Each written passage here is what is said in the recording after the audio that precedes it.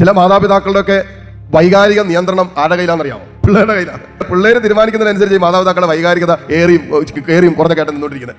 പിള്ളേരുടെ ഏതെങ്കിലും ഒരു കാര്യം 2 പ്രാവശ്യം പറഞ്ഞിട്ട് അവർ ചെയ്തില്ലെങ്കിൽ പിന്നെ തള്ളയുടെ സ്വഭാവം അങ്ങോട്ട് മാറും, തന്തയുടെ സ്വഭാവം അങ്ങോട്ട് മാറും. പിന്നെ ചിലപ്പോൾ തള്ളയ്ക്ക് തന്തയ്ക്ക് പിടിച്ചാൽ കിട്ടാത്ത രീതിയിലാകും അവരുടെ വൈകാരികത. കുരിശ് കിടക്കുന്ന സമയത്ത് മുമ്പിൽ നിന്ന് ഒരുത്തം പറയണം, നീ ദൈവമാണെങ്കിൽ താഴേക്ക് ചാറാന്ന് പറയും. അത്രയും പ്രകോപിതമായ ഒരു വാക്ക് പറഞ്ഞിട്ട് നമ്മൾ വല്ലവരായിരുന്നു ആ സമയത്ത്. ഞാൻ ചില സമയത്ത് ഇതൊക്കെ വായിച്ചോട്ടിക്ക് പാലിക്കും, ദൈവമേ നമ്മൾ വല്ലതായിരുന്നു ആ സ്ഥലത്തെങ്കിൽ നമ്മൾ പിതാവായ ദൈവത്തോട് പറഞ്ഞാൽ ഒരു ഗ്യാപ്പ്, 1 മിനിറ്റ് ഞാനൊന്ന് കുരിശിന് താഴേക്ക് ഇറങ്ങിയിട്ട് ഇപ്പോൾ വരാം, ഒരു ചെറിയൊരു പരിപാടി തീർക്കാണ്ട് അവന് 2 എണ്ണം കൊടുത്തിട്ട് നേരെ കുരിശ് കയറിയിട്ട് ബാക്കി എന്നാൽ പിന്നെ ഇനിയിപ്പോൾ കുഴപ്പമില്ല, എന്നിട്ട് എല്ലാം പൂർത്തിയായി നമ്മൾ പറഞ്ഞത്. നമ്മുടെ എല്ലാം പൂർത്തിയാകുന്നപ്പോഴാണെന്ന് അറിയാം, ഇപ്പോൾ ഇങ്ങനെയുള്ളപ്പോഴാണ്.